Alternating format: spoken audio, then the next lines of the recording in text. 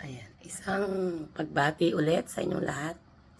Ayan, hindi ko kasi pwedeng habaan. Huwag kasi nating habaan yung ating mga videos.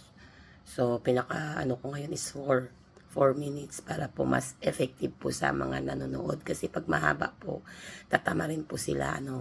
So, meron pa po isang tip na gusto kong i-share. Yung nakalimutan ko na yata. Ano ba yan? Ang inyong mga ginagawa ko ba? Nga, gusto ko lang pong i-share sa inyo kasi hindi na po ako na-expired, session expired, hindi na po ako nare-restrict ng mga, kasi dati, di ba, everyday nare-restrict ako. So, yun nga, una, manood, at least 15 to 30 minutes. Pagkatapos, siyempre, pinawabisa sa lahat. Di ba? Kahit kasi ito, hindi mo matapusin.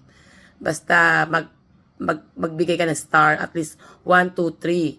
Napaka-effective po yan kasi lahat po ng mga followers, syempre gusto nila star sender. Kapag nakita nila dyan sa na you are star sender, lahat po yan parang para silang mga talagang nilalapitan ka talaga nila talagang So, hindi naman po ako nagpe-prepare ng maraming stars. Siguro sa everyday 200 ganyan. So nakaka 200 po ako, naka-stack po yan sa aking star. So, kung meron po akong gustong mga, syempre, kahit hindi ko po kayo kilala, paliliparan ko kayo ng star la. I-appreciate ko yan. I will show my appreciation sa lahat, di ba? Share nga ang blessing. Hindi lang po para i-watch, i-react, or i-share yung kanyang video. Syempre, i-views natin siya kung mga reels kasi minsan nauulit-ulit ko po yan. Kasi akala ko hindi pa siya tapos. Kaya maganda rin po talaga ang reels. Para sa catch, yung pang-catch ng iyong mga, yun po yung marami kang magkukuhang mga followers. Pag nagre-reels ka, kasi maraming mga interaction dyan, mataas ang engagement ng reels. Yun po yung aking napapansin So kapag nagre-reels ako ng nagre-reels, ang daming reaction, ang daming shares. Siyempre, pag sinishare yung aking mga post, maraming mga pumapasok na bagong mga mukha. So, yan, isi-check natin lahat yan kung sino mga bago, no? O, yan lang po tips yun 1, starla.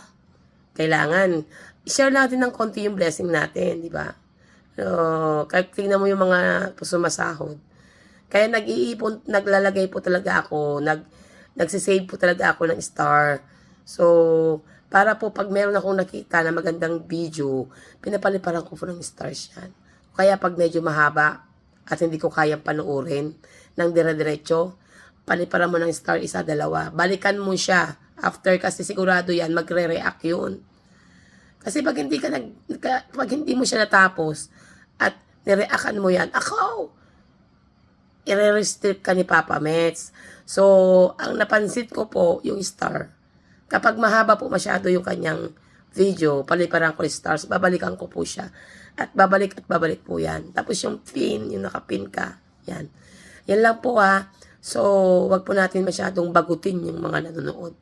Make sure na yung ating mga video ay magaganda, makaka-inspire sa kanila, makakatulong sa lahat. Okay? So, yun. At nakakaaliw. Kaya, ito na si Ninang. Sasayaw na ulit ng